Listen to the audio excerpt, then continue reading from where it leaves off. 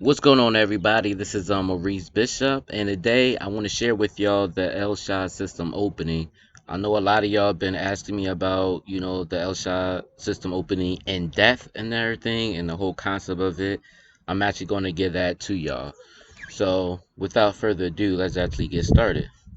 All right. So, D4 is played. All right, so D4 is played on C6. Now, normally, in this opening, if you're the white pieces, you would think that black is going to play the Karakan opening, right? So obviously, white will go and play C4, things like that, right? And then black goes D6. So now it's kind of going to mess up your opponent's mindset because now you play d6 and you didn't play d5, so now you're not getting control of the center at all. So usually the white opponents, like if they're playing the white pieces, they're going to think that, okay, so obviously this guy want to play a close position, or maybe somewhere along the way it become a close position, and then they'll open the position back up with something. And usually you'll have some sharp players that play, something like that for white or whatever, and they'll be ready for it. But in this situation, they won't be ready for it because they really don't know this type of opening. And all white is doing just trying to control the center. So knight, like I said, knight would develop with c3 and everything, and then knight b to d7, right? So I mean, and honestly, this kind of looks like almost like the modern perk variation, maybe. Don't go g6 yet. You know what I mean? So it looks kind of in a way normal or whatever. But I think um with white, their logic is, well, he's just going knight b d7. So if he do a move like that, I might as well just get more control of the center by going e4. And literally, like y'all, like probably 85 to 90% of the chess players, when they see black playing this type of open, they're gonna go e4 because they're stuck in this opening principle that, hey, I gotta control the center, I gotta get space and everything, so I must be doing something right. And a problem with C4 and E4 is the fact that the Elshad system, its whole concept is to control this D4 and E5 square.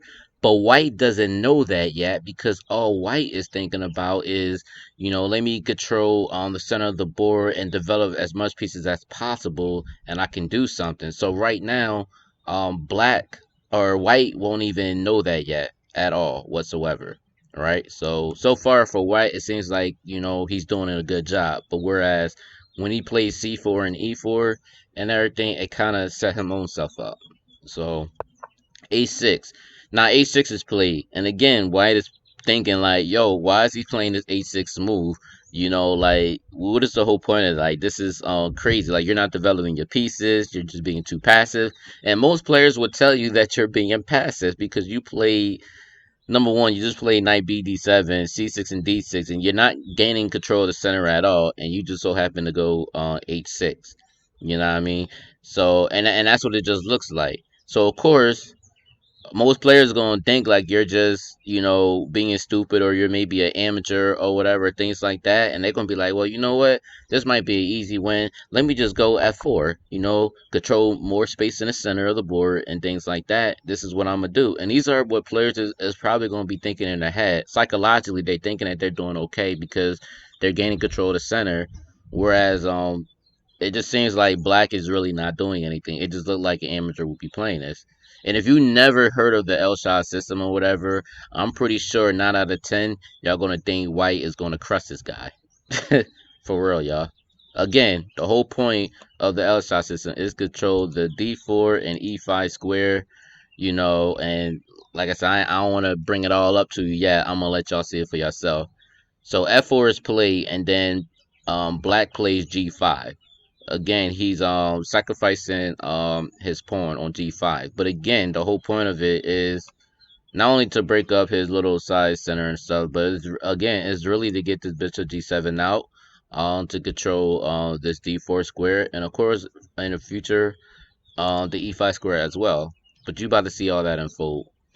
So after g5, F catcher g5, bishop g7. He don't even take the pawn yet. He just go bishop g7. The whole point is black want to get to the dark square. That's all he want to do. F capture G5, or like I said, Bishop G5 or Bishop G7 as I just said, and then Knight F3. So White is developing his pieces on Knight F3.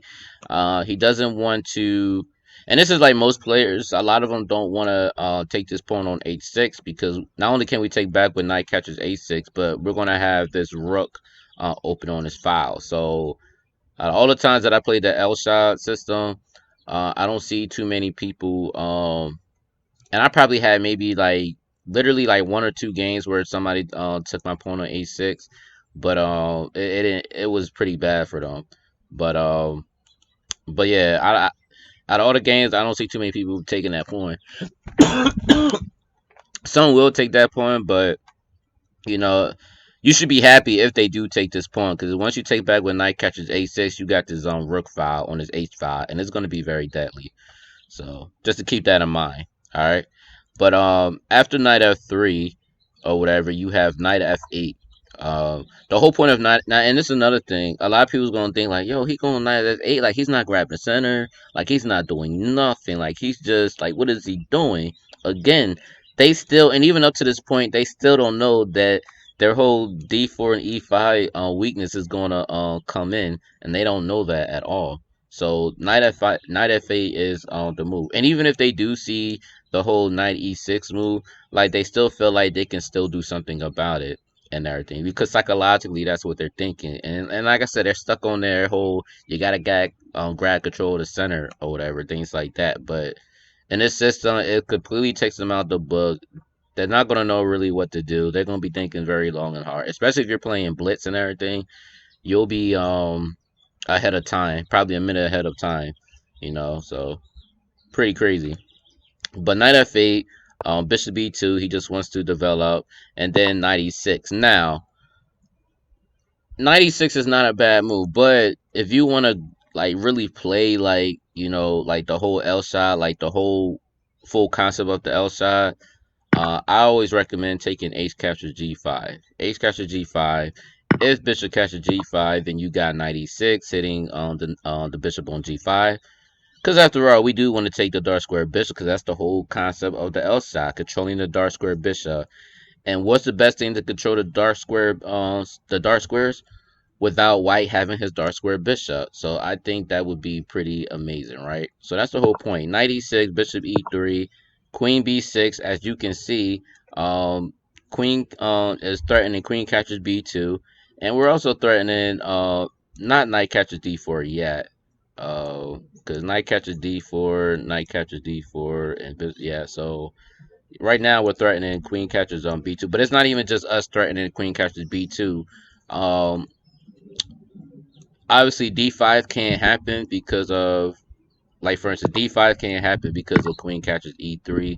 He'll give up his or he'll drop his dark square bishop. So queen b6 is a like I said is a strong move to play. But again just controlling the dark square bishop, putting more pressure. That's the whole point.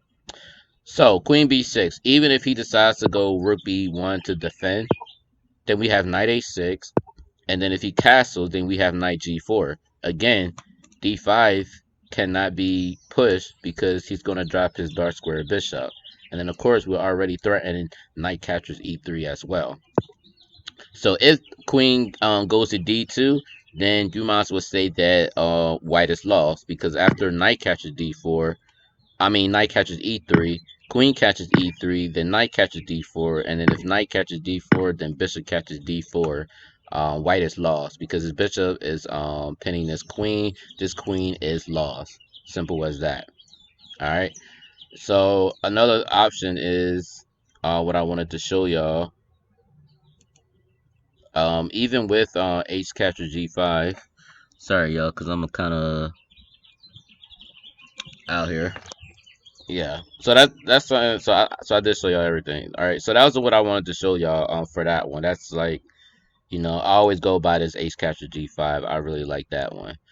But anyway, that's not what happened. Um on 96, um D5 is played, things like that, right? So on D5, obviously the move that is played is on knight C5, but there is another thing I want to show y'all. If d5 wasn't played, d5 is not a I wouldn't say it's a correct move, or it's not accurate, but to most people it would seem like a natural move. But before we get to d5, let's say if white castles instead. Let's say white castles, right?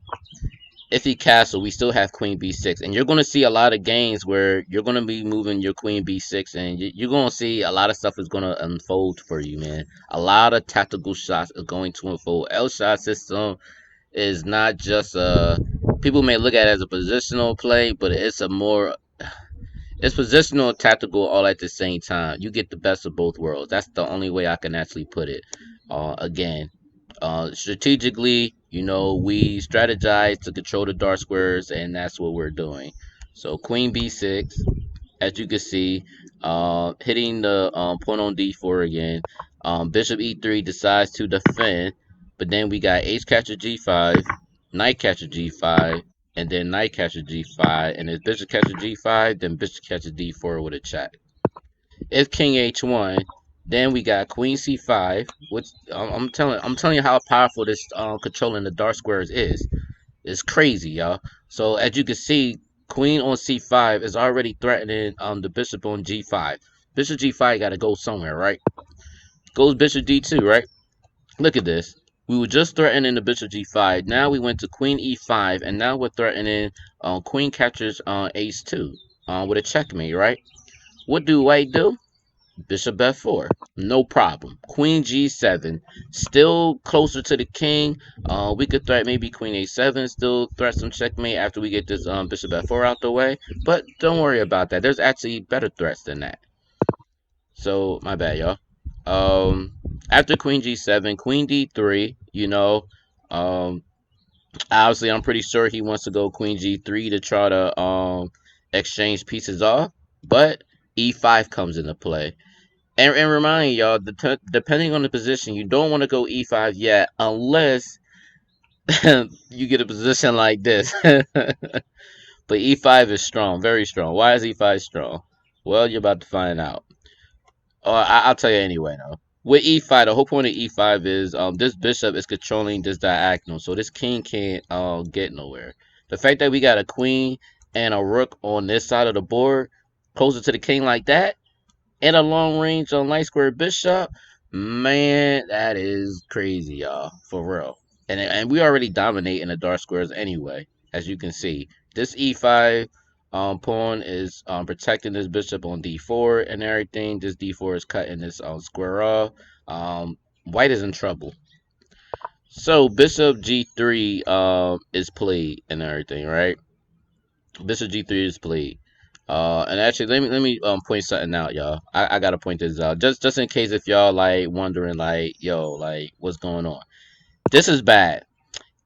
If you go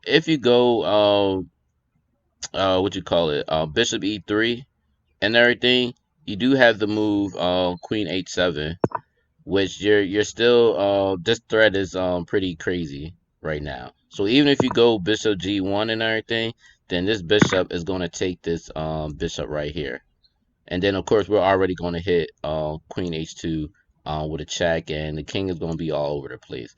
So that was just for future references, though. But I wanted to point that out or whatever, just in case if y'all had any questions about that.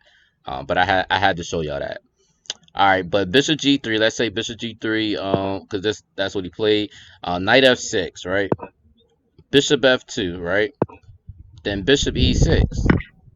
Bishop catches d4 because obviously the dark squared bishop is overwhelming white's position right now. And all black did was go bishop e6, to develop his pieces, but also in the future, maybe just to castle queen side and get his rook out into play. But so far, we wouldn't have to do that right away yet because, well, you're about to find out. E catches d4, queen catches d4, and then, y'all, this is the crazy blow, y'all. The crazy blow, man. And I'm telling you, even in Blitz, white is going to fall for it every single time, man. Rook catches ace2 check, y'all. Rook catches ace2 check. If king catches ace2, knight g4 check. If bishop catches, queen catches d4, and that queen is lost. And black is going to win this game. And as soon as black castle queen side, and everything, like that's just a wrap, man. Like it's just a wrap, like literally, like oh my goodness, y'all, this is just crazy. But anyway, y'all, let's go back. So knight c5. So knight c5 is played. So and I'm showing y'all all this because I'm really showing y'all how strong this system is and how this whole dark squares is being controlled, and y'all seeing it with your eyes how it's controlled. So knight c5, um, and then queen c2. So remind you, y'all, and this is nothing that y'all have to look for too. So you see how this knight is on c5. Now you know white will love to go b4, right? But b4 you can't do bishop b4 because again, a whole object of or the whole concept of this open is black is controlling all the dark square. So certain moves like this move, this gonna automatically lose after that because bishop captures c3, and then we automatically winning this rook and everything. So b4 cannot be played.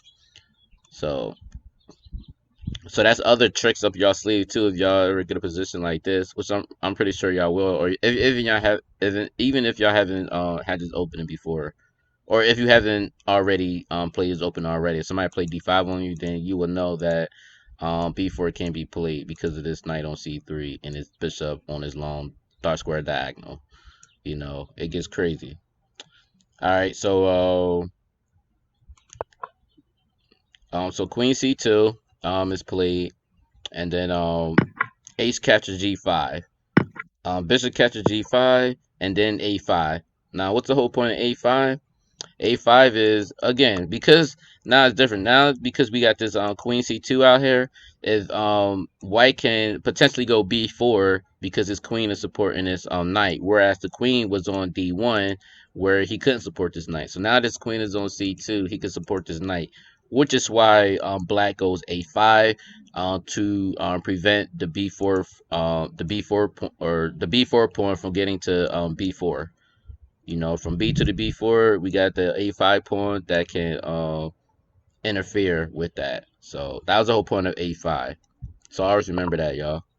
So white castles, knight F6, A3, you know, and then A4 is played. Now remind you, y'all, this is not a4 wasn't forced at all because queen b6 will even do the same thing, prevent that b4 from getting up there. And I think queen b6 is a lot stronger than a4. A4 is still a great move. Don't get me wrong. A4 is still a great move and everything, but queen b6 is I believe is a stronger move. But it's not a bad move at all. All right, so obviously white goes king h1, but let's actually dive into something real quick. So what if white is so like hate this position that he's like, you know what? I need to get rid of this these a pawns because it's really cramping up my style and stuff, right? So if that happens, then a or the en passant a catches b3, queen d2, queen b6, and then if bishop e3, then we got knight g4. And then if bishop f4, then of course this is bad because the knight catches e4 with the check, as you can see. And then the knight on e4 is hitting his queen. And even if he tried to block it with bishop e3, knight on g4 would just take on bishop e3. So it's just again another winning thing for black as well. So just letting y'all know that. But yeah, or if it was another position, y'all. So let's say instead of bishop f4, let's say bishop d4 because he sees this long range that the queen is doing on the dark square. So let's say he go bishop d4. Well, the same thing will kind of happen, but differently. So bishop catches d4. If knight catches d4, then we have knight captures h2. With knight catches h2, as you can see, the king is still on g1, and we're really opening up his king side and everything. And you see how white is just kind of like white is just pretty much all over the place, man. And it just doesn't look good. It really does not look good at all, y'all. And then another option is if you don't like knight catches h2 instead of going here, we can go b2, which is another option, which I kind of like that option myself. If rook b1, you got knight b3. And the thing about this with knight b3, we're not only hitting this queen, but we're also hitting this knight twice or whatever, which is pretty great actually. And we still got this rook catches h2 or knight catches h2. We still have this threat, so I kind of like this position. You know, threats all over the place. So I'm actually a fan of this b2 as well. But again, yeah, I'm constantly showing you this because I'm letting y'all know that these are uh stuff that black does. Controlling the dark squares and everything. So these are the stuff that y'all need to look at. All right. So all right, y'all. So we did that one. So knight g4, which is actually played. Knight g4, h3, and then black does a beautiful move. He goes queen b6. Why queen b6? Well, white, this is kind of like one of those things that white kind of forgets. He goes h3, thinking that he could take this knight, but he can't because this rook on h8 is pinning this pawn. So now you can't even move this knight right now. And then with this queen on b6, it's looking very good right now. Very good. With rook a to e1, just trying to get something on the file. Knight c to d7. As you can see, black is threatening knight f2 with a check. E5 is played. E5 is played. To be honest, I ain't gonna lie to y'all. To be honest with y'all, I'm not really sure why E5 was played, except for trying to lock up the dark squares with the bishop, because this can be very, very crazy. So, but to be honest with you, I think white is just lost, and he just really don't really have any moves or whatever. And I think e5 was played just to try to stop black from doing something, but it doesn't really matter after that. But after e5 is played, knight f2 check, rook takes, queen captures, e6 is played, knight e5, again getting in the center, rook f1, attacking the queen, and then queen g3, e catches f7, king f8, c5, bishop catches h3, bishop catches e7. White is only trying to, because he knows he's losing, so he's just trying to find some shots or whatever, but it's just not going to happen at all. Um, what is it? C catches d6 with a check, and then king d8, and then after G catches h3, rook catches h3 check, knight h2, and then queen catches h2 is checkmate. So this is pretty much the mate, and this is how it just pretty much happens. So this is how black wins. This is with the Elshire system. But I do want to just show y'all something actually. I wanted to go back to this bishop g5 thing. Not really bishop g5, but queen b6. This is the one I wanted to show y'all real quick, and this is a typical mate that black does in a lot of these games and stuff. So let's say like bishop e3, right? If knight f6, h3, knight g4, again, the whole point of bishop e3, number one. Let me go back, y'all. The whole point of bishop e3 is to pin this knight so this knight can't move, because if this knight move, then this bishop will capture this queen on b6. That's the whole point of it, right? Which is why knight f6 is played, because now he could threat knight g4 and chase the bishop, dark square bishop, out the way. So, and this is the whole point. H3 is moved just so he can stop the knight from coming to G4, but it doesn't matter because with Elshad system, we move forward, man. We don't back down. Kind of like what Tao does. Tao don't back down. He goes forward. And it's not like the H3 can take the knight on G4, because again, this rook is pinning this pawn, and then the rook would take this rook on H1, and game is over for white. So that's the whole point. um, so bishop f4 will be played, because again with white wants to keep his dark square bishop, because again he understands now that his dark squares is very weak and everything, and black is just overwhelming him with it, right?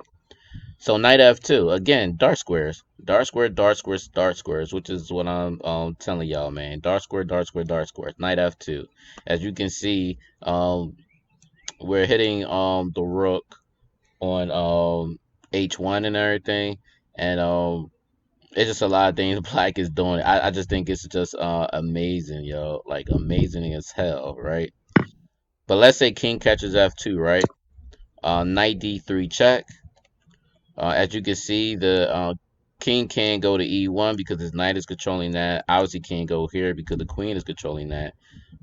So really the only thing he could do is king g3, and then queen f2 check, and then after king h2, rook catches h3 checkmate. I think this is just nasty. I think if somebody get made it like that, they're gonna give up chess altogether. Literally, they're gonna give up chess altogether. This is just something insane, y'all.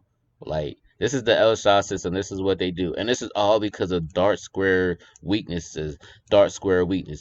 And I highly recommend y'all, if y'all play the Elshire system, make sure y'all keep studying tactics, man.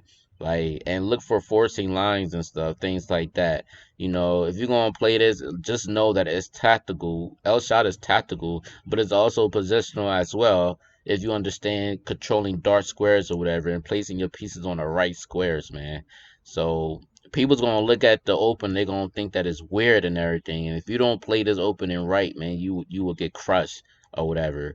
But if you play it the right way, man, you will win a lot of games and you will beat high rated players. I already beat it a national master with this opening and some FIDE masters and stuff. So I played this and I've won. So and like I said, y'all see my live games. I got a whole bunch of videos and everything. So y'all keep looking at my videos. Y'all probably come up and see some of those though. But yeah, I would play this in tournament as well.